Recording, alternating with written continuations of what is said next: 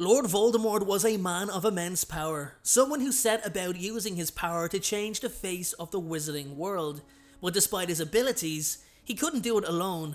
That was without his trusted Death Eaters, his magical militant enforcers, his inner circle. Chances are, if you were a Death Eater, then Lord Voldemort did see that you had at least some value or use to you. But how did these Death Eaters originate? And how long ago? What was their sole purpose? Guys, if these are questions that you want answered, and you want to learn all there is to know about this militant group, then stick around, put your feet up and relax as I take you through the story of Lord Voldemort's Death Eaters.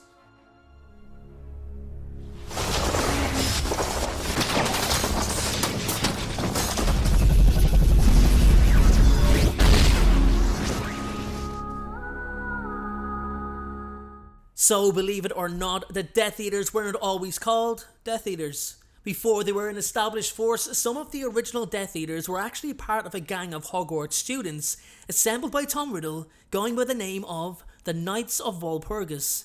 The majority of them were from Slytherin, and due to their young age, including Tom also, it was more of a student collective that socialised together while discussing plans regarding the current state of wizarding society. Riddle was even going by the name of Voldemort amongst the group at this point too, and there are even members much older than Tom who listened to his every word, committed to his cause at such an early stage. Now, not all of the knights remained with Tom after graduation, but the ones that did went on to become the very first Death Eaters. The ones that didn't, I don't think he was too concerned with so early on. But nearly all of the knights joined him, that much we know, and Voldemort was of a far more convincing nature at that point too. Now, just before I leave the Knights of Walpurgis timeline, I want to highlight something in relation to the name of the group. So from researching the word Walpurgis, it actually led me down the road of some Germanic folklore, where it states that Walpurgis Night was a night that seeing Christians pray for protection against witchcraft. The person they pray to? Saint Walpurgis. They'd even light bonfires, and it appears to me like something in the same region as Halloween. So Tom Riddle's idea for using the name Walpurgis could be a play on protecting magic. So roughly the group could be called the Knights of Witchcraft or the Knights who protect witchcraft. Really great research on J.K. Rowling's behalf, as we know she originally wanted to call the Death Eaters the Knights of Walpurgis. Anyway, moving forward, if you see my video previous to this on Voldemort and Grindelwald joining forces, you may remember that I mentioned Tom Riddle was once like Grindelwald in terms of manipulation and persuasion, but his corruption by power and vast magical development led him to simply using his magical ability to force people to join him or die. However, back in the mid to late 50s, he was gathering followers by persuasion and manipulation. Let's not forget, Tom was a master of manipulation in his schooling days. Nothing ever led back to him. He gained followers easily after his return to Britain, playing to the call of so many people being sick and tired of hiding from muggles. Tom, or now Lord Voldemort by this time, created the Death Eater faction, purely, in my belief, to fill the hole of importance that so many wizards and witches craved in society. In reality, he wanted the most powerful of his followers as a collective, have them to do his bidding, have them to do what was necessary in order to achieve success. So the Death Eaters become Lord Voldemort's most trusted inner circle, only those of at least half-blood status, those who were devoted, dedicated and ready to die for him and his cause, were deemed worthy. Lord Voldemort was even said to teach them dark spells and show them magic that no one had ever seen, making his legend all the more real as the rumours of his power spread amongst the wizarding community. Now, the Death Eaters were a force to be reckoned with. As part of the initiation, each member was branded with a magical tattoo known as the Dark Mark. Only those Voldemort personally valued would be able to receive such an honour. Now, I know what you're going to say, and it comes up every single time. How in Merlin's name did Peter Pettigrew receive the Dark Mark? He was not even worthy of fighting for the Order of the Phoenix, let alone the Death Eaters. Now, my only guess is that Voldemort gave him the Dark Mark after he returned to him around the time of the Prisoner of Azkaban. Now, I could be wrong, guys, but for my own personal satisfaction, I have to tell myself that this was the case. I'm sorry, I do, otherwise it just doesn't make sense. Like, take Fenrir Greyback for example. Voldemort trusted him to do so many things, and he even allowed him to wear Death Eater robes, but his half-breed status would never see him receive the mark. So I think the only reason Peter Pettigrew received the mark was so Voldemort could keep an eye on him while he was so weak in his rudimentary form. Guys, what do you think of this actually? Let me know in the comment section below. I'd love to know your opinions on it. Anyway, so the Dark Mark was linked directly to Voldemort, and directly to his health also. His current level of power and well-being was known to his followers, depending on how dark the tattoo appeared on the individual's arm. It's quite an incredible piece of magic actually. Should Lord Voldemort wish to summon his Death Eaters, he did so by causing the mark on their arms to burn quite painfully until they arrived. It appeared as if he was connected to each individual Death Eater too through this mark.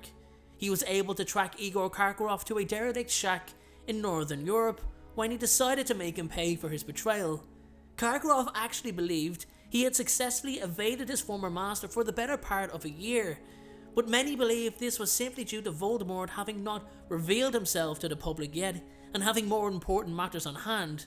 When he decided the time was right, I believe he used a dark mark on Igor's arm to send his Death Eaters to that location to kill his former servant. Now the dark mark was also used by Death Eaters to call Voldemort to them too. This piece of magic is so dark that there is no possible way of ever removing it. Even after Voldemort's death, the dark mark tattoo would remain on the individual's arm for the remainder of their lifetime. So becoming a Death Eater meant a lifetime of service to Lord Voldemort. There was no resigning of one's position. The only way to truly escape was with the person's life.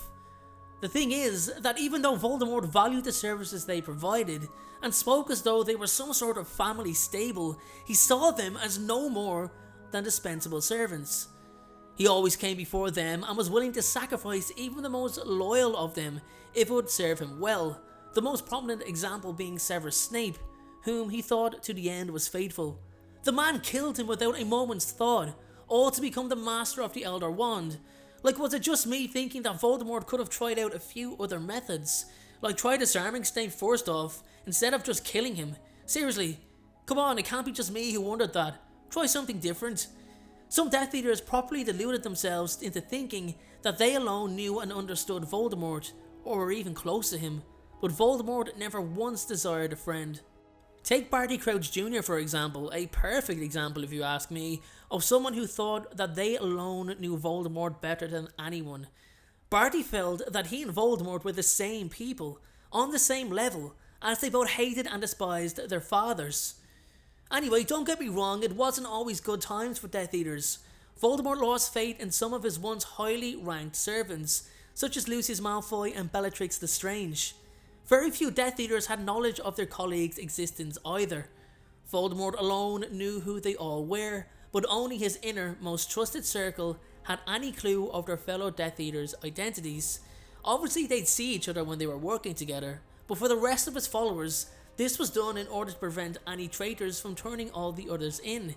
And it's funny that for the few he did trust to know each other's identities, one of them, Igor Karkaroff, as I've mentioned, betrayed everyone. Isn't it always the way? So guys, that is it for today's video on the story of the Death Eaters. I will still be doing lore videos on subjects like organizations, spells, buildings, basically just no more life of videos. I honestly and genuinely hope you enjoyed today's video. I wanted to go a different approach. I want to feel like I'm actually having a conversation with you as well. It's a new take I'm trying to bring to the channel. Thanks for watching everyone, and I will see you in the next video. Thank you so much for watching. I truly appreciate your support. Everyone, notifications of uploads are more important than ever. So please, if you haven't already, turn those notifications on to make sure you're notified the moment my video goes live. Making videos is what I love to do, it's my dream and my passion. However, it does cost time and money to produce this content, so if you have $1 to spare to support me on Patreon in exchange for some exclusive unseen content, then you can click the Patreon link below or at the end of this video. Please only support me if you can afford it. And make sure to follow me on Instagram at InstaDNJ and on Twitter at PotterFolklore. Check out my other videos appearing on screen, and please make sure, most importantly, to hit that subscribe button. Thanks again everyone, and please have a great day.